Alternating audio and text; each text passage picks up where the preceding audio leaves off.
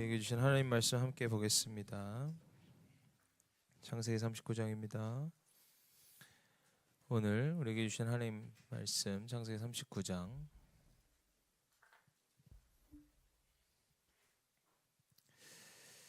성경 봉독자의 음성에 따라 함께 천천히 읽도록 하겠습니다. 긴 본문이니까요. 천천히 읽도록 하겠습니다. 시작. 요셉이 이끌려 애굽에 내려가매 바로의 신하 친위대장 애굽 사람 보디발이 그를 그리로 데려간 이스마엘 사람의 손에서 요셉을 산이라. 여호와께서 요셉과 함께 하심으로 그가 형통한 자가 되어 그의 주인 애굽 사람의 집에 있으니 그의 주인이 여호와께서 그와 함께 하심을 보며 또 여호와께서 그의 범사에 형통하게 하심을 보았더라. 요셉이 그의 주인에게 은혜를 입어 섬김에 그가 요셉을 가정 총무로 삼고 자기의 소유를 다 그의 손에 위탁하니 그가 요셉에게 자기의 집과 그의 모든 소유물을 주관하게 한 때부터 여호와께서 요셉을 위하여 그 애굽 사람의 집에 복을 내리심으로 여호와의 복이 그의 집과 밭에 있는 모든 소유에 미친지라. 주인이 그의 소유를 다 요셉의 손에 위탁하고 자기가 먹는 음식 외에는 간섭하지 아니하였더라. 요셉은 그 후에 그의 주인의 아내가 요셉에게 눈짓하다가 동참하기를 청하니 요셉 자기 주인의 아내에게 이르되 내 주인이 집안의 모든 소유를 간섭하지 아니하고 다 내 손에 위탁하였으니 이 집에는 나보다 큰 이가 없으며 주인이 아무것도 내게 금하지 아니하였어도 금한 것은 당신뿐이니 당신은 그의 아내임이라. 그런즉 내가 어찌 이 큰 악을 행하여 하나님께 죄를 지으리까. 여인이 날마다 요셉에게 청하였으나 요셉이 듣지 아니하여 동침하지 아니할 뿐더러 함께 있지도 아니하니라. 그러할 때 요셉이 그의 일을 하러 그 집에 들어갔더니 그 집 사람들은 하나도 거기에 없었더라. 그 여인이 그의 옷을 잡고 이르되 나와 동침하자. 그러나 요셉이 자기 옷을 손에 버려두고 밖으로 나가매 그 여인이 요셉이 그의 옷을 자기 손에 버려두고 도망하여 나감을 보고 그 여인의 집 사람들을 불러서 그들에게 이르되 보라, 주인이 히브리 사람을 우리에게 데려다가 우리를 희롱하게 하는도다. 그가 나와 동침하고자 내게로 들어오므로 내가 크게 소리 질렀더니 그가 나의 소리 질러 부름을 듣고 그의 옷을 내게 버려두고 도망하여 나갔느니라 하고 그의 옷을 곁에 두고 자기 주인이 집으로 돌아오기를 기다려. 이 말로 히브리 종이 나를 희롱하려고 내게 들어와 내가 소리질러 불렀더니 그가 그의 옷을 내게 버려두고 밖으로 도망하여 나갔나이다. 그의 주인이 자기 아내가 자기에게 이르기를 당신의 종이 내게 이같이 행하였다 하는 말을 듣고 심히 농한지라. 이에 요셉의 주인이 그를 잡아 옥에 가두니 그 옥은 왕의 죄수를 가두는 곳이었더라. 요셉이 옥에 갇혔으나 여호와께서 요셉과 함께 하시고 그에게 인자를 더하사 간수장의 인을 받게 하심에 간수장의 옥중 죄수를 다 요셉의 손에 맡김으로 그 재반 사물을 요셉이 처리하고 간수장은 그의 손에 맡긴 것을 무엇이든지 살펴보지 아니하였으니 이는 여호와께서 요셉과 함께 하심이라. 여호와께서 그를 범사에 형통하게 하셨더라. 아멘, 아멘. 여호와께서 요셉을 형통하게 하신 것처럼 저와 여러분들도 하나님의 형통하심이 임하길 소망합니다.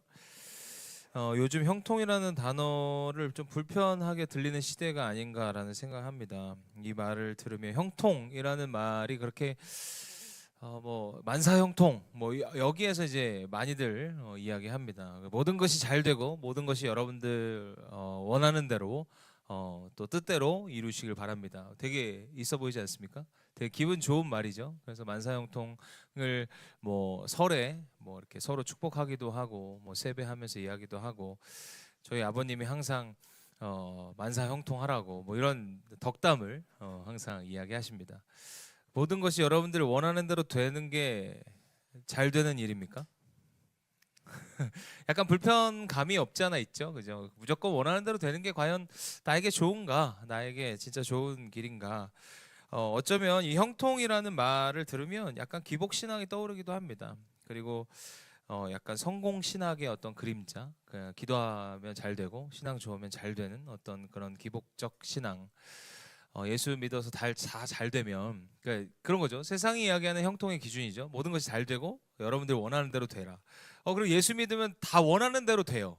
실제로 된다고 생각해 보십시오. 상상해 보세요. 그럼 기독교를 안 믿을 사람이 있을까요? 교회를 안 다닐 사람이 있을까요? 만약에 예수를 믿기 시작해서 모든 것이 다 잘 돼. 내가 원하는 곳에 취업하고, 내가 원하는 어떤 그림을 그린 사람하고 결혼하고, 내가 원하는 어떤 모든 것이 다 이루어진다. 교회 안 다닐 사람이 있습니까?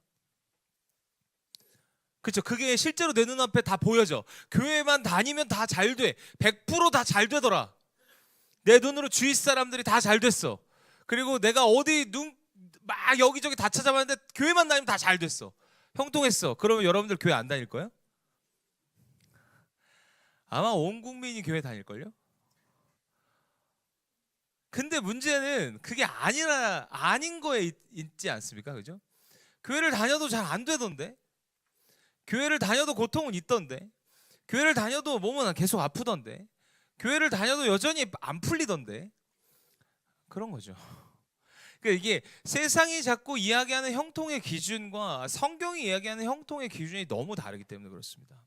여러분들 안에서 오늘 이 29장이 이 39장을 통해서 형통의 이 정의, 형통의 정립이 올바르게 서지는 은혜가 있기를 소망합니다.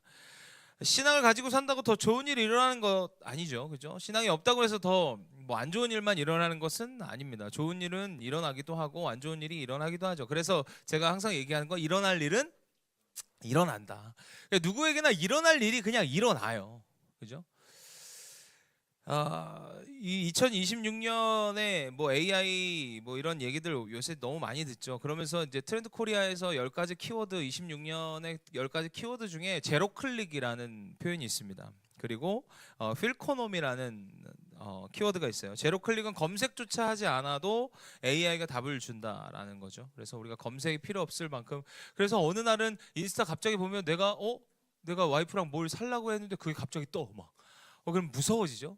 그죠? 난 검색도 하지도 않고 내가 필요하다고 얘기도 안 했는데 갑자기 내가 뭔가 볼 때 그게 막 뜨고 있는 거. 이게 이제 제로 클릭 세대다. 제로 클릭이 어떤 트렌드다라고 이야기하고, 필코놈이라는 이 단어는 모든 선택과 소비의 기준이 기분과 감정의 만족 을 주는 현상을 얘기합니다. 그러니까 모든 소비와 모든 내 삶의 기준이 뭐에 있다? 내 기준, 내 기분과 내 감정적 만족에 있는 거예요.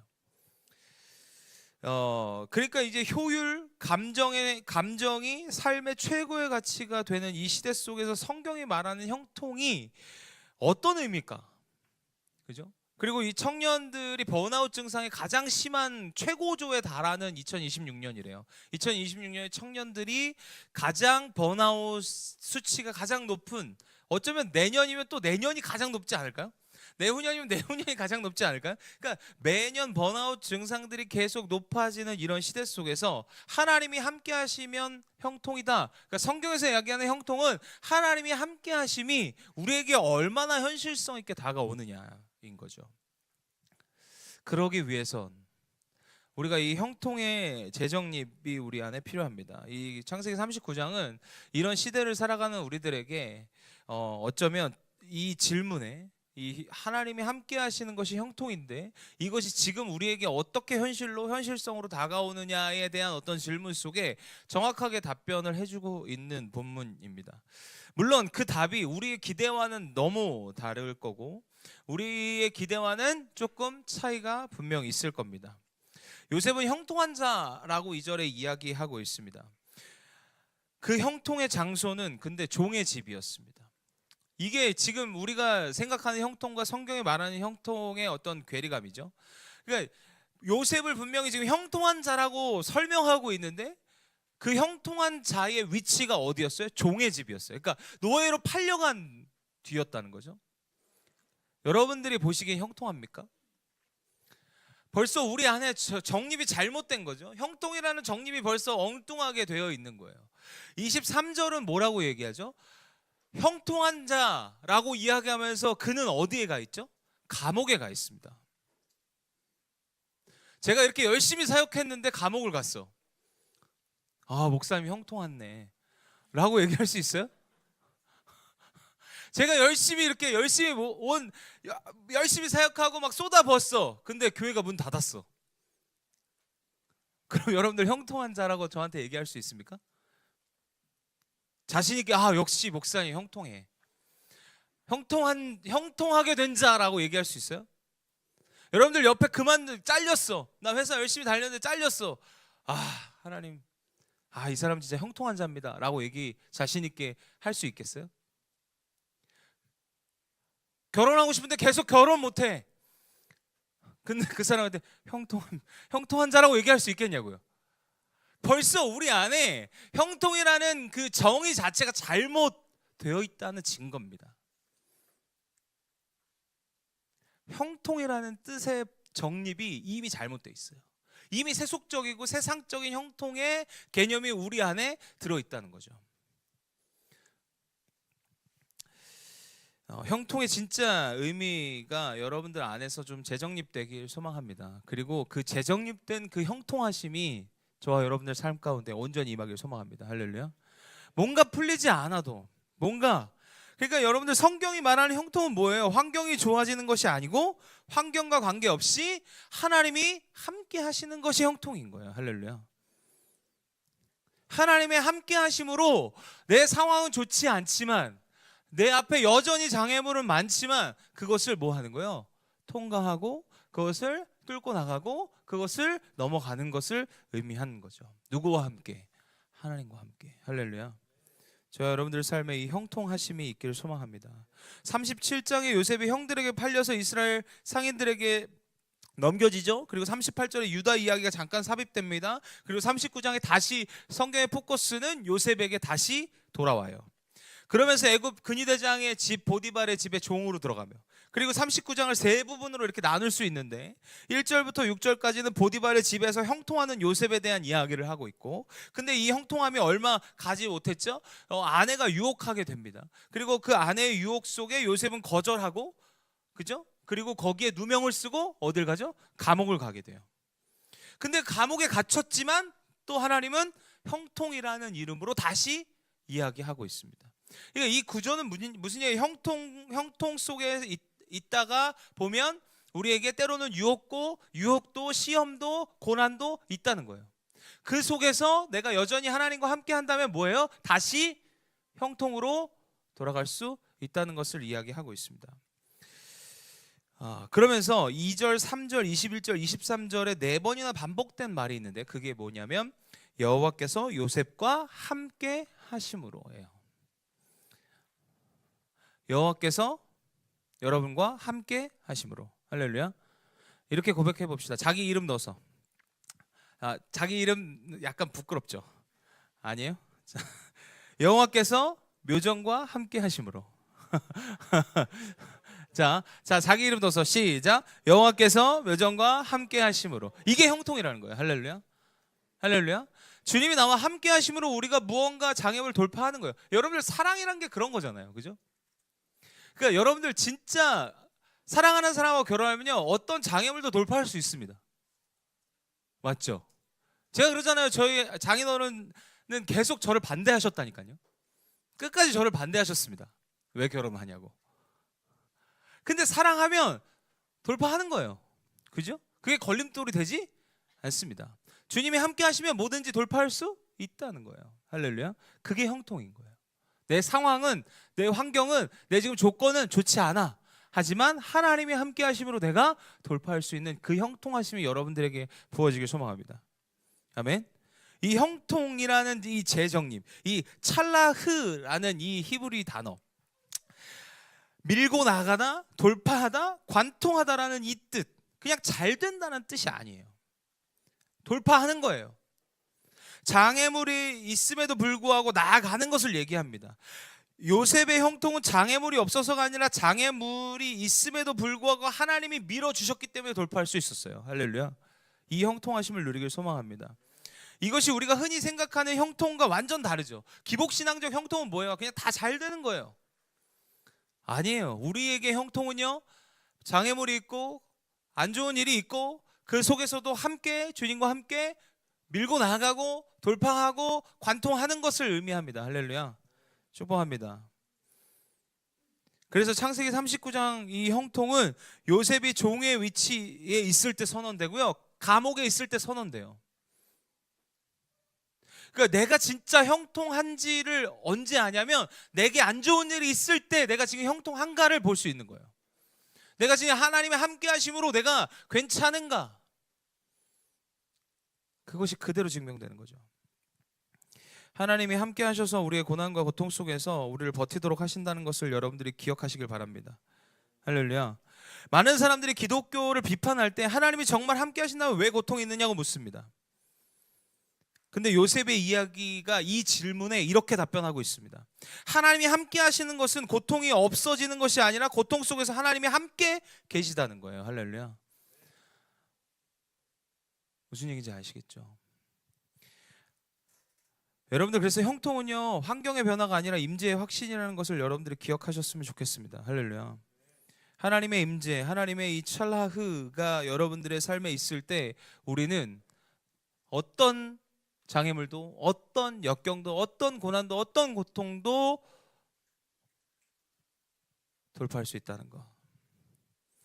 하나님이 함께 하셔서 우리가 고난과 고통 속에서 우리를 버티도록 하시는 그 은혜를 누리시길 소망합니다. 하나님의 은혜가 여러분들의 삶에 감사와 기쁨이 넘치는, 내 상황은 그렇지 못할지라도 하나님이 함께 하심으로 내 안에 기쁨과 감사가 넘치는 은혜가 있길 소망합니다. 그래서 저는 이 시대에 필요한 것은 주님이 나와 함께 하시면서 형통하는 삶을 살아가는 것이 우리에게 지금 필요하다는 거죠. 내가 겪을 수밖에 없는 고난과 고통, 장애물들이 있습니다. 하지만 그것을 여러분들이 능히 주님과 함께 돌파하는 은혜가 있길 소망합니다. 3절은 더 놀랍게 이야기하고 있습니다. 3절은 뭐라고 얘기하냐면 그의 주인이 여호와께서 그와 함께 하심을 보며, 그러니까 이방인 보디발이 요셉의 삶에서 하나님의 임재를 보았습니다. 요셉이 말하자면 이 보디발은 신앙인이 아니었습니다. 전혀 유대의 교와 상관없는 사람이었어요.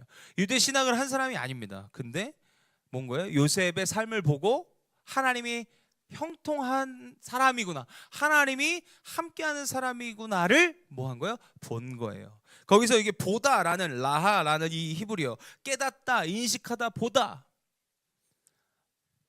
여러분들, 저와 여러분들의 삶을 통해서 누군가는 하나님의 형통을 봅니다. 할렐루야. 그러니까 우리가 나는 형통한 사람입니다, 나는 형통한 사람입니다 뭐 외친다고 해서 형통한 사람이 되는 게 아니에요. 내가 장애물이 있고 힘든 어떤 순간 속에서도 하나님을 의지하며 내가 그것을 돌파하고 뚫어내고 넘어가고, 그때 세상 사람들은 우리에게 궁금한 질문을 던지는 거죠. 저 사람은 어떻게 저럴까? 저렇게 어려운데 어떻게 저렇게 반응할 수 있을까? 여지없이 증명되는 거죠. 저와 여러분들의 삶이 보여지는 삶이 되길 소망합니다. 할렐루야. 2026년에 그 트렌드 코리아 키워드 중에 근본이즘이라는 단어가 선정됐어요. 이 근본이즘은 결국 본질로 돌아가는 거거든요. 본질이 중요하다. 그러니까 지금 시대도 아주 트렌드하고 AI 막 이게 뭐 엄청 발전하지만 결국은 뭐예요? 본질에 대한 질문을 한다는 거예요. 인간에 대한 본질에 대한 질문하고 우리가 왜 살아야 되는지 질문을 한다는 거죠. 결국 사람들은 본질로 다 돌아가려고 합니다. 진짜를 찾아요. 진짜가 무엇인가? 진짜 그리스도인들을 찾는다니까요. 여러분들이 그런 진짜 그리스도인으로 살아가는 은혜가 있길 소망합니다. 뭔가 잘 풀고 이게 아니라 하나님이 함께 하심으로 내가 버텨가고, 하나님이 함께 하심으로 내가 뚫어가고, 내가 하나님이 함께 하심으로 내가 그 장애물을 넘어가는 은혜를 누리시는 저와 여러분들 되시길 소망합니다. 할렐루야. 그 형통의 은혜가, 이 찰라흐의 은혜가 저와 여러분들 삶 가운데 부어지길 소망합니다. 7절부터 12절은 요셉이 이제 유혹을 당하죠. 이 유혹 앞에서 우리가 결단해야 될 것. 그래서 사실은 기분이 아니라 하나님 앞에서, 그러니까 내 기분이 아니라 내 스타일, 내가 좋아하는 거, 내 취향이 아니라 언제나 우리는 코람데오 하나님 앞에서라는 질문을 던져야 돼요. 하나님 앞에서 이거 옳으냐는 거예요. 여러분들 6절 마지막 문장이 굉장히 의미심장합니다. 같이 읽겠습니다. 시작. 마지막 줄만 시작.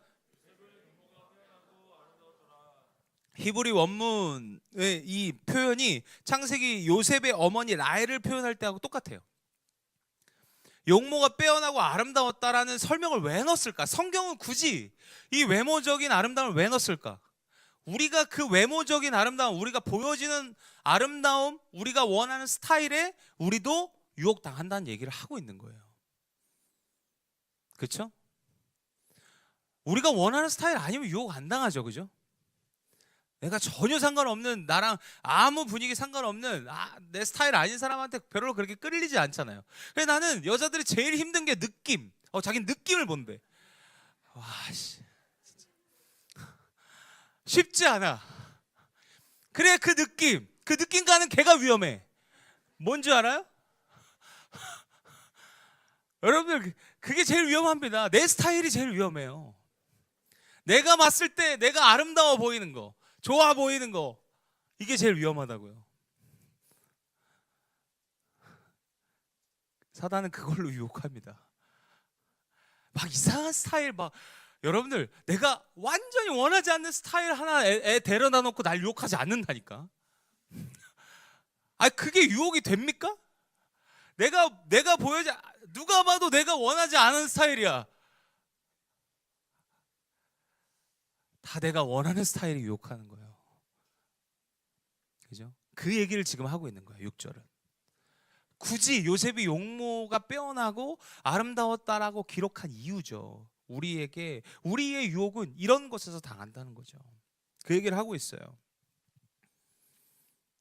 의도적으로 외모를 묘사하고 있습니다. 그러면서 이 7절에 이렇게 표현합니다. 그의 주인의 아내가 요셉에게 눈짓하여 동침하길 청하니, 아주 이 시크바라는 이 단어가 동침하길 청하다라고 했는데 물어본 게 아닙니다. 그냥 나랑 자자, 나랑 동침하자라고 얘기한 거예요. 아예 대놓고. 이 종입니다. 여러분들, 이게 우리가 약간 문화적으로 이해가 좀 안 되죠. 그죠? 주인과 종은 엄청난 차이입니다. 뭐 지금은 어떻게 비교할 수가 없겠어. 뭐 예를 들기가 좀 쉽지 않아. 근데 어마어마한 차이인 거죠. 근데 그때는 종은 무조건 순종해야 돼요. 주인의 말에. 그런 시대 속에 살았습니다. 그리고 근데 그가 에스크한 게 아니라 그냥 직설적으로 던진 거예요. 그것도 한 번이 아닙니다. 매일매일 날마다 반복되었다라고 10절은 이야기하고 있습니다. 지속적으로 집요하게 이어지는 유혹이죠. 여러분들, 우리에게도 집요하게 집착하고 매일매일 유혹되는 것들이 있습니다. 내 스타일, 내 취향, 내가 원하는 분위기, 내 느낌, 다 이게 지독하게 매일매일 나를 유혹하는 거예요. 그 속에서 우리는 어떻게 살아가야 하는가 하죠. 8절, 9절에 요셉의 거절이 아주 핵심입니다. 세 가지 논제를 가지고 거절하고 있어요. 첫 번째는 주인이 모든 것을 내게 맡겼다라고 이야기하면서 신뢰를 배반할 수 없음, 주인과의 신뢰를 배반할 수 없음을 이야기하고 있습니다. 중요하죠. 여러분들, 하나님이 우리를 신뢰하고 계십니다. 할렐루야. 그래서 우린 그걸로 거절해야 돼. 거절할 수 있어야 돼. 그리고 우리는 부부와의 신뢰를 기반해서 그걸 배신하지 말아야 됩니다. 그죠? 우리 공동체와의 신뢰를 위해서 배반하지 않아야 합니다. 그렇죠? 사장과 직원의 신뢰를 위해서 우리는 배반하지 않아야 돼요. 그러니까 이 모든 신뢰를 기반한, 신뢰를 배반하는 그런 일들은 없길 소망합니다. 여러분들, 유혹 앞에서 우리는 그 신뢰를 언제든지 버리더라고요. 내 스타일 앞에서, 내 느낌 앞에서, 내 기분 앞에서. 제가 그러죠, 필코노미라고. 내 기분이 기준이 되는 이 시대 속에서 내가 기분 좋으면, 서로 동의되면 뭐든지 할 수 있는 이 시대 속에서 기준이 기분이 아니라 기준이 하나님과의 신뢰, 그리고 우리가 공동체의 신뢰가 될 수 있는 은혜가 저와 여러분들 삶 가운데 있길 소망합니다. 할렐루야. 두 번째는 요셉은 그렇게 표현합니다. 당신은 그의 아내다. 관계의 질서를 굉장히 중요시 여겼어요. 우리 관계에 대한 질서가 굉장히 중요합니다. 이 시대 속에서도. 우리는 그냥 내 느낌대로, 내가 원하는, 내가 좋아하는 사람, 안 좋아하는 사람, 자꾸 내 편, 네 편 나누는, 이게 필코노미라는 이 단어가 나온 이유예요. 내 기분과 감정이 되게 중요하다 보니까 내 편이 중요한 거야. 그죠? 그보다 더 중요한 관계 질서가 있다는 것을 여러분들이 인지하셔야 됩니다. 회사에서도 마찬가지고 가정에서도 교회에서 다 마찬가지예요. 관계의 질서가 있다는 거예요. 그리고 이 세 번째가 가장 중요합니다. 세 번째, 요셉이 뭐라 그래요? 어찌 이 큰 악을 행하여 하나님께 죄를 지었습니까? 라고 이야기하고 있습니다. 도덕적인 거, 윤리적인 거, 그런 거 다 중요합니다. 근데 더 중요한 게 있습니다. 관계의 질서도 중요하고 신뢰를 배반하지 않는 것도 중요합니다. 근데 더 중요한 건 뭐예요? 하나님의 시선이었습니다. 하나님 보시기에 어찌 그렇게 더 큰 악을 내가 저질 수 있겠습니까? 라고 던지고 있다는 거죠. 여러분들, 여기서 요셉이 사용한 단어, 이 하타라는 이 죄를 짓다, 죄의 어근인데, 관역을 빛나다, 관역을 놓치다라는 뜻이 있습니다. 결국 이 말은 뭐예요? 요셉이 말하는 건 이 행동이 단순히 도덕적으로 나쁜 것이 아니라 하나님이 정해주신 관역에 빗나가는 것을 이야기하고 있는 거예요. 하나님이 원하지 않는 겁니다. 할렐루야. 여러분들, 간통죄가 있을 때 한창 간통에 대한 이야기들 많이 하죠. 요새도 내로남불 많이 하죠. 내가 하면, 저 사실 잘 몰랐어. 내가 하면 로맨스, 남이 하면 불륜이라는 이야기를 잘 몰랐어. 아니 근데 우리는 내로남불을 이렇게 줄이지 않았어. 그냥 내가 하면 로맨스, 네가 하면 로맨스고 내가 하면 불륜이냐? 뭐 이런 느낌의 어떤 비꼬만 이렇게 큰 문장만 있었는데, 근데 그렇게 표현하더라고요, 그죠? 근데 여러분들, 간통죄가 있을 때와 없을 때가 진짜 너무 많이 차이 납니다. 지금 뭐 이스캠도 그렇고 뭐 여러 가지 보면 부동의 일이죠. 부동의 일이가 불륜이에요. 여러분들, 이게 쉽지 않습니다. 왜? 도덕적으로 이미 풀렸어. 윤리적으로 이미 어느 정도 다 이해하고 가는 거예요. 굉장히 무서운 겁니다, 이게. 시대가 지나면요, 예전에는 간통죄 이렇게 법으로 정했어. 근데 이제는 법의 울타리를 떠났어. 그러니까 법의 울타리를 떠나니까 이게 좀 풀렸어. 그러니까 더 막 사람들이 성행해. 그러니까 이게 계속 도덕적 윤리적인 것들은 계속 풀어져요. 시대가 지나면 계속 느슨해집니다. 그럼 우리가 그거에 맞출 거예요? 아니요. 우리가 맞춰야 될 기준은 뭐예요? 내 기분이 아니고 내 감정이 아니고 뭐예요? 하나님이 우리에게 말씀하신 코람데오, 하나님 앞에서 이것이 죄인 거냐, 하나님 앞에서 이 기준을 우리는 반드시 가지고 있어야 될 줄 믿습니다. 하나님이 정하신 그 관역, 그것을 놓치는 게 문제인 거예요. 요셉이 지금 그 얘기를 하고 있는 거죠. 여러분들, 우리가 기분 좋으면 좋은 거고, 그죠? 서로 동의되면 문제 없고, 나에게 해롭지 않으면 괜찮다라는 이 시대적 윤리, 이 감정, feel이 되게 중요한 도덕의 기준이 되는 세대를 살아가고 있습니다. 우리는 그런 시대를 살아가고 있어요. 그러니까 느낌 너무 찾지 마. 뭐 옛날에는 뭐 이렇게 조건하면 너무 세속적이야. 차라리 조건을 따져. 좀 거룩한 조건들을 차라리 세워. 그놈의 느낌은 뭐야? 어떤 느낌인데?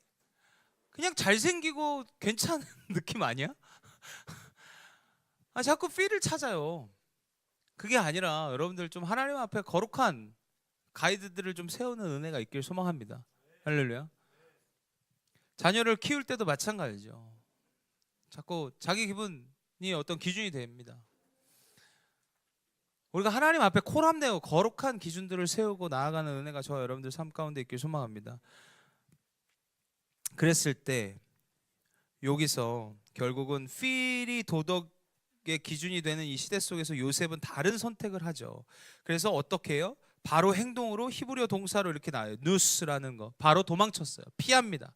빠르게 벗어납니다. 여러분들 매력적인 어떤 분명히 내가 생각할 때는 이 사람은 아닌데, 이 사람 신앙도 없고, 이 사람 성격도 또 이런데 내가 이게 만나도 될까? 여러분들 빨리 도망가세요. 빨리 피하세요. 할렐루야. 여러분들, 유혹과 합의를 하거나 싸우거나 대립을 하거나 내가 설득할 수 있을 거라는 교만과 오만은 버려.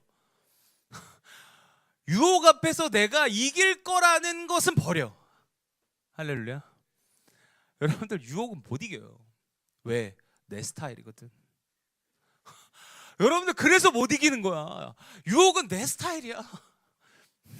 내가 충분히 넘어지고도 남는 스타일이라니까. 그러니까 유혹이지. 생각해봐. 내가 전혀 마음에 감동도 없고 이성으로 아무리 생각해도 얘를 사랑할 수 없는 애를 세워다 놓고 욕하지 않아. 무슨 얘기인지 알죠? 그럴싸하기 때문에 세워놓는 거예요. 이 사람뿐만이 아니죠. 성공도 인정도 마찬가지예요. 그럴싸한 것을 가지고 세워놓습니다. 근데 여기서 설득하고 설명하고 내가 이길 수 있어 맞짱 뜨면요 여러분들 100% 진다니까요. 여러분들 그 정도 안 됩니다. 죄송합니다. 그 정도 유혹을 이길 정도 안 돼요. 여러분들 요셉은요 하나님이 형통했던 자라니까요. 인신매매 당하고 형들에게 팔려도 멘탈 지키고 여러분들 생각해봐. 형들이 나를 죽이려고 해. 가족이 여러분들 죽이려고 해. 그래서 우물에 던졌네. 근데 거기서 꺼내서 팔았어. 이게 진짜 엄청난 거잖아요. 이 멘탈 지킬 수 있을까요? 여러분들 부모님 여러분들 팔았어. 생각해봐. 못 지켜. 어느 누구도. 근데 그 정도 멘탈이야. 근데 그 멘탈이 그 정도인데 갔는데 거기서 너무 잘하네. 형통해. 그래갖고 다 맡겨. 그 정도 사람도 유혹 앞에서는 도망갑니다. 우리도 못 지켜요. 피하는 게 상책입니다. 도망가셔야 돼요. 여러분들 자꾸 여러분들 스스로가 설득하려 하지 마. 설명하려고 하지 마. 그러니까 말이 길어진다고 우리가 흔히 표현하잖아요. 그러니까 저한테도 상담이 와요. 막 목사님 이런 거 어떡하죠? 말이 길어지는 순간 그거 아닌 거 안 거야. 그래서 내가 항상 그래. 나한테 그렇게 말이 길어진다는 건 아닌 거 아는 거 아니야? 근데 그걸 끊지 못해. 그래 나한테 오는 건 내가 끊어주길 바라는 거야. 그래서 내가 끊어주지만 못해요. 지가 도망가야지. 지가 끊어내야지. 지가 피해야지. 유혹은요 우리가 피해야 됩니다. 도망가야 돼요. 아셨죠? 여러분들 유혹 앞에서 우리는 과감하게 그것을 내려놓고 도망갈 수 있는 은혜가 있길 소망합니다. 여러분들 현명한 반응은 강한 의지가 아닙니다. 유혹 앞에서 내가 이겨버리라. 나 요새 신앙도 좋아졌고 성장도 했고 하나님하고 친밀해. 내가 이겨보겠어. 다 넘어집니다. 그건 강한 의지로 되는 게 아니고 피하는 게 상책입니다. 유혹은 도망가셔야 됩니다. 할렐루야. 여러분들 삶에 수많은 유혹이 있겠죠. 그럴듯한 유혹 많을 겁니다. 그래서 피해가는 은혜가 저와 여러분들 삶 가운데 있길 소망합니다. 할렐루야. 근데 역설적이죠. 여기서 요셉이 어떻게 돼요? 그렇게 해서 유혹에 피했어. 그래서 하나님이 축복하셨다. 하나님이 잘되게 하셨다. 그럼 너무 좋은데 뭐예요?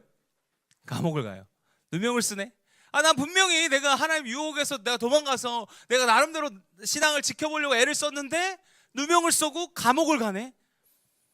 이러면 좀 어려워지죠. 그죠? 이 부당한 고난 앞에서 참 우리는 어려워집니다. 옳은 일을 했는데 왜 감옥을 간 것인가? 이 14절에 보디발의 아내는 요셉을 히브리 사람이라고 이렇게 불러요. 그래서 보라 주인이 히브리 사람을 우리에게 데려다가 우리를 희롱하게 하는도다. 벌써 인종적 편견을 동원한 거짓말로 고발을 하죠. 그리고 요셉은 가해자가 아니라 사실은 피해자죠. 그런데 요셉의 이야기를 전혀 듣지 않고 결국 권력 구조 안에서 요셉이 고발되고 요셉이 감옥에 갇히는 사건이 일어납니다. 이런 사건이 우리 안에도 있다는 거예요. 지금 우리 시대도 이런 사건들이 많잖아요. 우리가 누명 쓰고 억울한 일 당한 일 많아요. 나름대로 난 정직하게 했고 나름대로 난 열심히 했는데 누명 쓰는 일들, 억울한 일들이 계속 생긴다는 거죠. 지금 세상은 그렇게 권력 구조 안에서, 힘의 구조 안에서 돌아간다는 걸 요셉을 통해서 여지없이 우리 시대도 이야기해주고 있다는 것을 우리는 알 수 있습니다. 의로운 자가 왜 고통받는가에 대한 질문은 참 쉽지는 않아요. 그렇죠? 요셉은 잘못한 거 없죠. 유혹도 거절했고 하나님 앞에서 올바른 결정도 냈는데 결과는 감옥입니다. 여러분들 선택하시겠습니까? 자, 유혹을 선택하시겠습니까? 아니면 올바른 걸 선택하시겠습니까? 그래서 대부분은 유혹을 선택하는 거예요. 그냥 유혹에 넘어가는 거예요. 그러나 성경은 이 질문에 대해서 왜에 대한 설명을 하지 않고 있습니다. 오늘 본문에서 왜 그랬을까에 대한 질문의 답을 얘기하고 있지 않고 누가 함께 계시는가를 여지없이 보여줍니다. 그러니까 이게 굉장히 중요한 핵심인데, 그리스도인의 고난에 대한 성경적 대답은 하나님은 고난의 이유를 설명하시는 분이 아니라 고난 속에 들어오시는 분이라는 걸 이야기하고 있어요. 할렐루야. 그러니까 일어난 일은 일어나고 어떤 시기든 어떤 방법도 일어날 일은 일어납니다. 근데 그 고난에 대한 이유를 설명하는 분이 아니라 고난 속에 들어오셔서 우리와 함께 하셔서 그 고난을 능히 이기고 버티고 돌파하고 넘어가게 하시는 분이라는 거예요. 할렐루야. 그런 하나님을 경험하는 저와 여러분들 되시길 소망합니다. 우리의 삶의 고난 속에 임하시는 분. 그래서 감옥에서 오늘 21절에 여호와께서 요셉과 함께 하시고 그에게 인자를 더하사 간수장에게 은혜를 받으심에 이렇게 얘기하면서 함께 하셨다. 요셉과 여호와께서 요셉과 함께 하셨다. 이 임이라는 이 히브리어, 누구와 함께 곁에 동행하다라는 이 함께하다라는 이 뜻의 히브리어를 쓰면서 21절 감옥에서도 여호와께서 요셉과 함께 하셨다라고 이야기하고 있습니다. 이 말은 하나님의 임재는 장소에 상관없다는 거예요. 할렐루야. 여러분들이 어떤 일을 당하고 어떤 삶을 살건 상관없이 하나님은 여러분들과 함께 하시고 동행하시는 줄 믿으시길 바랍니다. 그때 우리는 모든 장애물들 넘어갈 수 있는 거죠. 주인의 집에서도 임이었고 감옥에서도 임이었습니다. 함께 하셨다는 거예요. 그러니까 형통의 조건은 환경이 아니라는 거예요. 뭐예요? 임재. 할렐루야.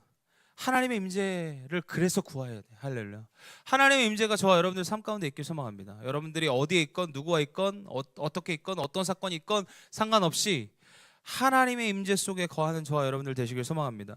그리고 오늘 아주 중요한 단어가 또 21절에 또 나오는데 그게 헤세드예요. 구약에서 가장 풍성한 단어 중에 하나라고 뽑으라면 헤세드죠. 언약의 사랑이죠. 하나님의 약속은 반드시 지킵니다. 변함없는 그 하나님의 은혜와 그 사랑이 여러분들에게 부어진다는 사실을 여러분들이 꼭 기억하시길 바랍니다. 요셉이 감옥에 있다 해도 하나님의 언약이 취소되지 않았다는 거예요. 환경이 바뀌어도 이 약속은, 이 은혜는 계속된다는 거 기억하시길 축복합니다. 23절에 이렇게 마무리되죠. 여호와께서 요셉과 함께 계시고 하나님 여호와께서 그가 범사에 형통하셨습니다. 찰나흐 형통이 다시 등장하면서 감옥에서도 형통했대요. 이 은혜를 누리는 저와 여러분들 되시길 소망합니다. 이 세상의 논리로는 완전히 모순이죠. 어떻게 감옥이 있는데 어떻게 형통하고, 감옥이란 단어는 두 개가 사실 모순되는 단어죠. 근데 그런 은혜가 우리에게 있다는 거죠. 성경의 논리로는 완벽하게 일관성이 있습니다. 하나님이 함께 하시는 곳이 형통한 곳이기 때문에 그렇습니다. 저와 여러분들이 하나님과 함께 우리의 삶의 수많은 장애물들을 넘어가는 은혜가 있길 소망합니다.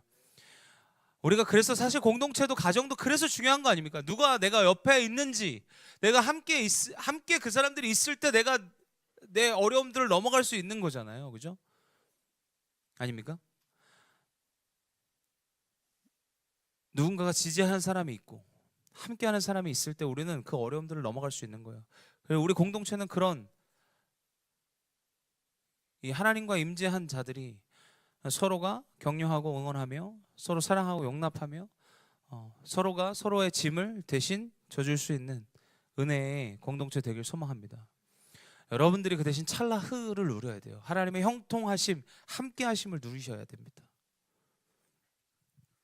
여러분들에게 도전 드립니다. 이 찰나와 형통에 대한 개념을 다시 정립하십시오. 여러분들이 나중에 뭔가 누군가가 제가 안 좋은 일이 생겨도 목사님 찰나흐 하고 계시죠? 여러분들 그때 여지없이 드러난다니까요. 우리 신생아 엄마 아빠들 찰나흐 하시길 소망합니다. 형통할 수가 없어요. 저 상황은. 아니 계속 울어 제끼는데 뭘 해도 제껴요. 뭘 해도. 저럴 때는 서로가 예민해져가지고 한숨 한 번 쉬어도 나한테 하는 거야 난리 나죠. 아니야 사실 아니야 그냥 나올 수 있잖아. 나도 힘든데. 근데 서로 예민해지면 그럴 수 있다는 거죠. 이게 쉽지 않습니다. 난 여러분들이 꼭 다 모두가 애를 꼭 낳으시길 축복합니다. 그때 목사님 말한 게 뭔지 알겠다. 도와주세요. 여러분들 우리가 어떤 순간에도 지금 사실 쉽지 않은 시대를 살아가고 있고 지금 이 시대가 청년들의 번아웃이 최고치를 가고 있습니다. 그만큼 어려운 시대를 살아가고 있어요. 그 속에서도 찰나흐 형통 하나님이 함께 하심으로 내가 이것을 뛰어넘을 수 있다. 하나님이 함께 하심으로 내가 이것을 넘어갈 수 있다. 라고 고백하며 나아가는 저와 여러분들 되시길 소망합니다. 그리고 그 속에서 분명히 여러분들 스타일로 분명 유혹이 올 거예요. 여러분들 제발 내로남불 하지 마시고 정신 차려. 아닌 건 아닌 거야. 그래서 자꾸 그걸 타협하려고 하지 마. 자기와 합리화하지 마. 자꾸 설득하지 마. 자꾸 설명하지 마. 내가 걔를 설득할 수 있을 거라는 착각하지 마. 내가 걔를 어떻게 해볼 수 있을 거라 여러분들 믿지 마세요. 오히려 여러분들이 갈 거야. 유혹 앞에 넘어집니다. 요셉도 그래서 도망갔어요. 누스 도망가셔야 돼요. 피하셔야 됩니다. 빨리 끊으셔야 돼요. 정리하세요. 정신 차려. 할렐루야. 유혹 앞에서 우리가 하타를 여러분들 꼭 기억하십시오. 하나님의 기준입니다. 할렐루야. 어떤 도덕적 윤리적 기준이 아니라 하나님의 기준이세요. 그리고 요셉이 옳은 일을 했는데 감옥을 갔잖아요. 이런 일들 우리 안에 많거든요. 감옥의 계절이라는 표현. 내가 나름대로 열심히 하고 열심히 애썼는데 잘 풀리지 않아. 이 시대가. 나는 나름대로 뭐 열심히 살려고 했는데 잘 안 돼. 이럴 때 있습니다. 이게 요셉이에요. 열심히 했잖아요. 보디발의 집에서 열심히 다 자기가 관리하면서 더 풍성해졌다고 성경은 얘기하고 있어요. 나름대로 열심히 했어. 근데 억울한 일로 누명을 써서 감옥을 갔네. 거기서도 형통을 누렸어. 그래서 간수장하고 너무 잘해서 간수장이 또 다 맡겼어. 그래서 너무 잘했어. 너무 열심히 했어. 근데 안 풀리네. 계속 감옥행이에요. 이럴 때 있다고요. 두려워하지 마십시오. 누가 계시다? 하나님이 함께 하신다. 할렐루야. 하나님이 함께하고 계세요. 그리고 우리 공동체로 부르신 이유죠. 그리고 우리가 함께 해야죠. 그들과 함께 하는 거예요. 어려운 계절, 지금 감옥과 같은 계절을 살고 있는 자들과 함께 하는 게 우리의 사명입니다. 할렐루야. 어제 이제 리더십들하고 이제 정린건축 인재개발 팀장이 오셔서 한 달에 한 번씩 5번을 저희 리더십 강의를 해주세요. 정린건축에 인재개발하는 팀장, 거기서도 승진을 하면 무조건 그분의 강의를 들어야 돼. 5시간씩 이수를 해야 돼. 30시간. 그분이 이제 저희 교회 오셔서 리더들 지금 팀 코칭 해주고 계세요. 저희가 그렇게 뭔가 하려고 하는 이유는 뭐예요? 함께 하려고. 예수 그리스도의 사랑 그거 가지고 어떻게 하면 하나님 나라를 세우는 이 교회를 잘 세우고 영혼들을 잘 세울까? 우리가 어떻게 하면 잘 서로를 용납하고 이해하고 우리의 사명을 잘 감당할 것인가? 공동체의 부르심입니다. 우리 공동체 원들은 이 시대에 계속 번아웃 증상이 오는 이 청년들의 삶에 우리가 예수 그리스도라는 하나님의 함께하심이라는 엄청난 위대한 하나님의 일의 통로가 되는 것. 그래서 우리의 사명입니다. 함께 동참해 주시길 소망합니다. 여러분들이 찰나흐를 누리시고 그 찰나흐 속에서 이제는 내가 그냥 형통함만 누리는 것이 끝이 아니라 누군가가 형통함을 누릴 수 있게끔 통로가 되어주는 그 부르심이 우리에게 있다는 것을 꼭 명심하시길 소망합니다. 우린 단순히 우리만 잘 먹고 우리만 괜찮은 사람이 아니라 우리만 좀 괜찮아지는 사람이 아니라 누군가를 괜찮게 하는, 누군가를 위로하고 누군가를 예수 그리스도의 사랑으로 예수 그리스도의 제자로 삼아가는 그 하나님 나라의 온전한 통로인 줄 여러분들 믿으시길 바랍니다. 잘 풀리지 않는 계절일지라도 조금만 더 힘내십시오. 우리가 주님이 여러분들과 함께 하시고 우리가 좋은 건 성경을 우리에게 주신 기가 막힌 건 결론을 알아. 만약에 우리의 삶의 결론이 안 나왔으면 막 되게 불안할 거야. 근데 결론은 알잖아. 요셉이 어떻게 되죠?